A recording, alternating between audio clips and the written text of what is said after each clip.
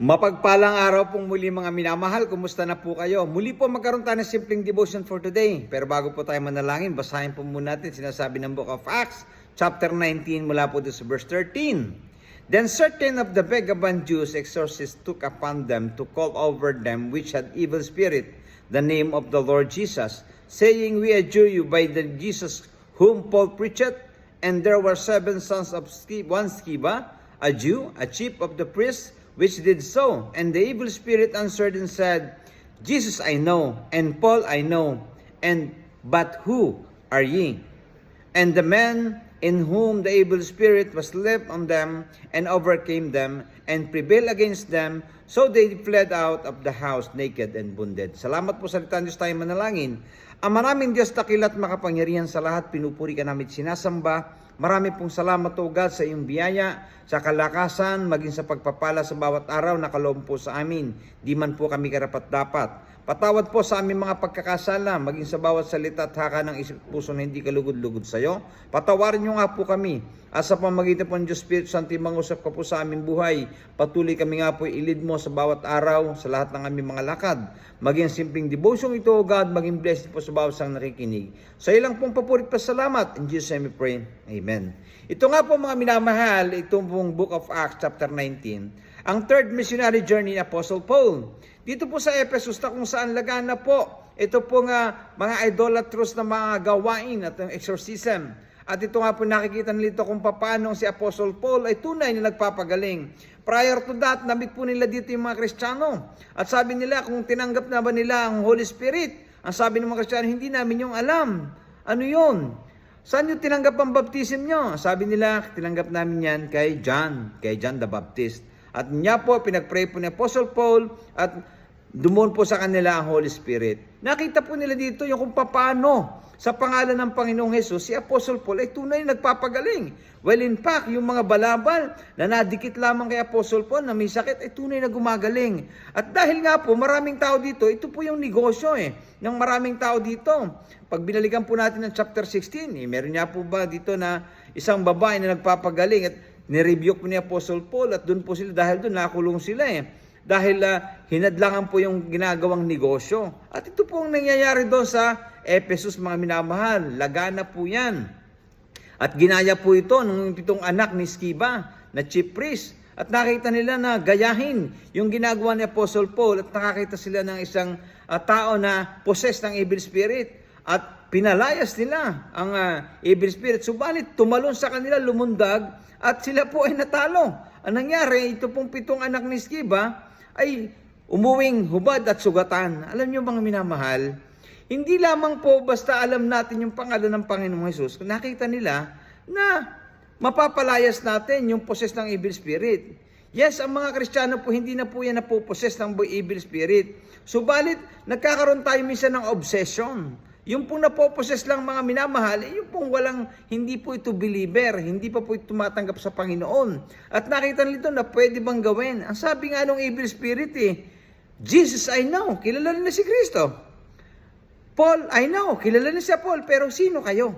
Alam niyo mga minamahal, kaya nga po binanggit sa Book of Matthew chapter 7 na hindi lahat ng tumatawag ng Panginoon, Panginoon papunta sa langit kundi yung lamang gumaganap ng kalooban ng Amang nasa langit.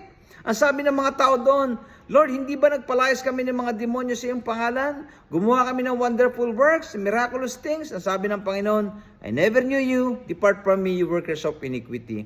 Hindi po basta lamang alam natin ang pangalan ng Panginoong Hesus ay magagawa natin kung wala po kasi yung pangalan po ng Panginoon, authority po yan sa mga tunay na nakakaalam ng kanya pong kalooban, mga minamahal. Kanya nga sabi ng evil spirit, nirebuke sila At sila po'y natalo. Hindi ko kayo kilala. Kilala ko si Kristo, kilala ko si Apostle Paul. Kayo, sino kayo?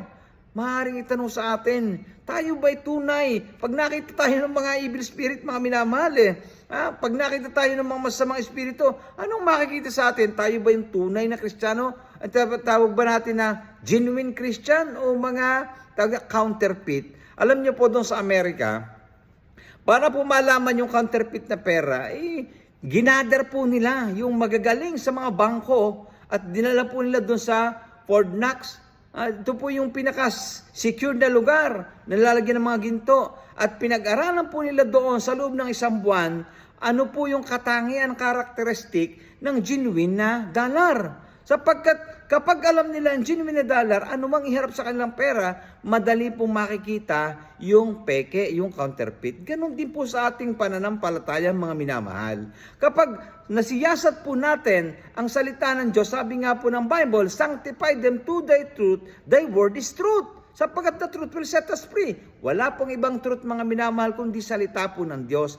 Kapag nalalaman po natin ang katotohanan, hindi po tayo malilinlang, hindi po tayo madaling mapapahapa, hindi po madali tayong maaakay sa maling katuruan. Higit sa lahat, makikita ho natin dito sa kay Apostle Paul na pagtuturo, mga minamahal, hindi porket sila nakakaalam ng mga bagay, gagawin na nila, gagayahin na. Nangyari po dito, nainggit po yung 7 na sa ginagawa ni Apostle Paul Nakakala nila basta babanggitin ang pangalan ng Panginoong Hesus, mapapalayas na nila. Nangyari po, yung tao na merong evil possession, mga minamahal, sabi nga nila Jesus I know, Paul I know, and who are you? Sino ba kayo? Sino po ba tayo, mga minamahal? Pag nakita ba tayo ng evil spirit o ng masamang espiritu, makikita ba na sa atin yung Kristiyanong matagumpay o lukewarm Christian o counterfeit na Christian? Mga minamahal, tayo po nakakilala sa ating mga sarili. Sapagkat ang sabi nga po ng Biblia, we should worship God in spirit and in truth. Yung katotohanan po ng salita ng Diyos sa ating puso, tayo po'y nakikipag-ugnayan sa Panginoon sa pamamagitan ng pananalangin at sa pamamagitan ng pakikinig at pakikinig lamang ng salita ng Diyos. Dito po tayo mamumulat sa katotohanan, mga minamahal. Kanya makikita natin dito na wag ho tayong magbase sa nangyayari at nakikita natin sa mga social media. Wag ho nating pagbasihan, mga minamahal, yung mga nakikita nga natin mga nakapost, sapagkat ang lahat ng yan, mga minamahal, atin pong iugnay, ito ba ang kalooban ng Diyos? Ayon ba ito sa bandal na kasulatan?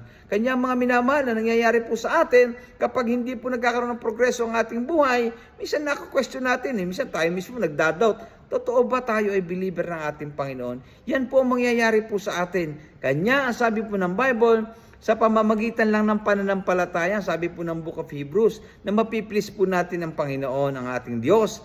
At ang mga bagay na hindi nakikita, yun po yung ating pinanampalatayanan. Kanya, mga minamahal, sa patuloy po na pag alam natin, pagbasa ng salita ng Diyos, dito po natin maunawaan ang tunay na pananampalataya. Sapagkat ang Panginoong Hesukristo kahit kailan, hindi po yan nagbago. Siyang noon, ngayon at magpakailanman. Kanya, mga minamahal, katulad po ng sinasabi po ng Book of Acts, mga minamahal, hindi lang sapat na alam natin ang pangalan ng Panginoong Hesus, kundi alam natin ang authority sa pangalan ng Panginoong Hesus. Sapagkat sabi po ng Bible, pag tayo mananalangin, anumang ating hilingin sa kanyang pangalan ay pagkakalob po sa atin, mga minamahal ng Amang nasa langit.